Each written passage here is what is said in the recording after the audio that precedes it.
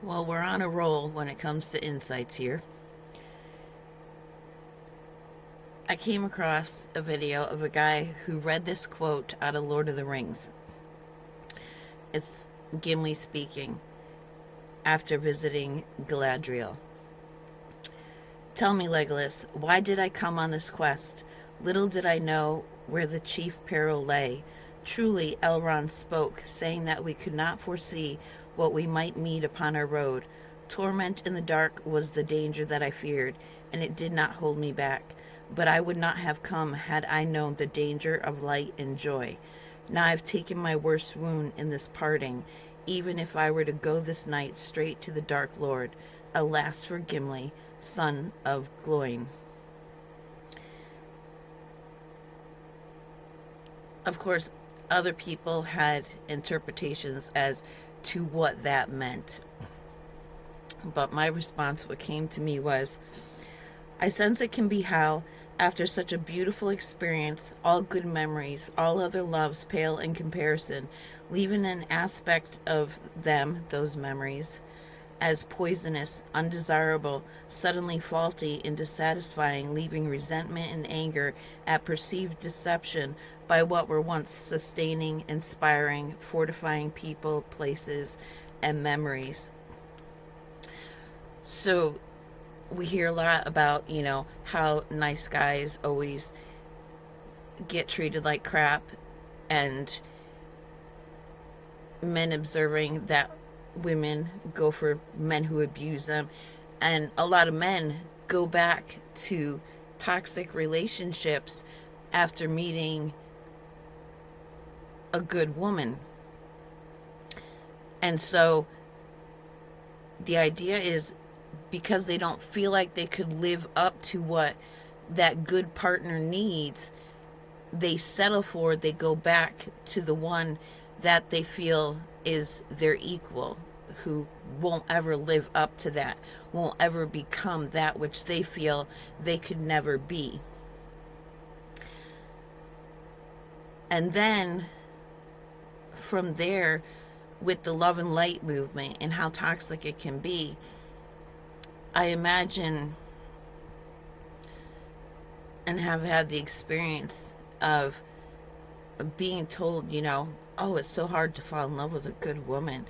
And people admiring my qualities, like, I've waited my whole life to meet someone like you. And they're not lying. But now, not only do all those people pale in comparison, if they want to accept those people and they're in a state of being where they're still projecting, if they want to go back to other relationships, they have to project the toxicity on the one who ruined it for them. And so that being, or that person who was such a wonder, is now the problem, is now the enemy, now has to be demonized and find fault with. And we could imagine, like the story of Maleficent, being betrayed in that manner and then turning to anger and a lack of belief or faith and becoming toxic themselves in response to being demonized. Self-fulfilling prophecy. You demonize somebody long enough, like children. Our parents tell us we're bad, we're nasty, we're ugly, we're fat, we're stupid, we're sloppy. This is why you can't have good things. Blah, blah, blah. And so that child, that individual becomes that. They make it true. Because they can't live a lie. They're so honest, they cannot live a lie. And so they embody the truth of what they're being accused of. And so maybe this is an insight for me, and I know it is because I kind of hit on it in my thoughts earlier today about the relationship with the love and light movement and these galactic federation beings coming in, and they're so-called policy of non-interference when they do interfere when it suits them, so on and so forth. So that may be another wound that can be healed throughout the cosmos as well as within ourselves, is don't hate the beauty, man. Just because you feel intimidated by it, it doesn't make it intimidating. It doesn't go around intimidating people or wanting to intimidate people. If you're intimidated, you're intimidated. It does not make that person intimidating to anyone but you.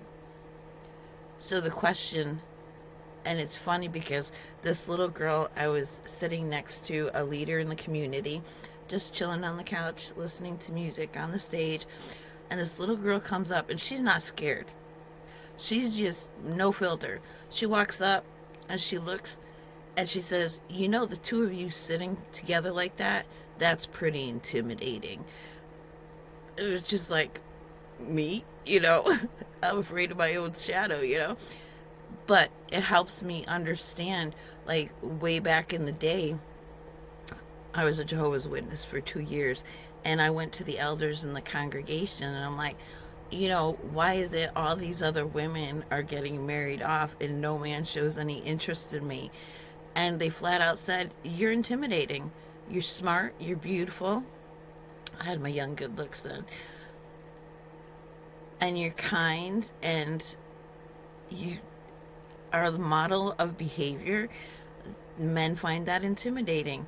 Like, what a freaking curse, to be everything that we're supposed to be, everything everybody tells us they want us to be. But they don't want to come near us. They don't want to contribute. They don't want to support us. They have to demonize us. They have to hate us and keep our distance. Like, whoa. So yeah, that would be a healer's wound, a deep one that goes long back through time and through the dimensions, back to the origins before human beings even came into existence. The wounded healer. Ta-da! And it came triggered by Lord of the Rings. Wonder why they'd want to ban that.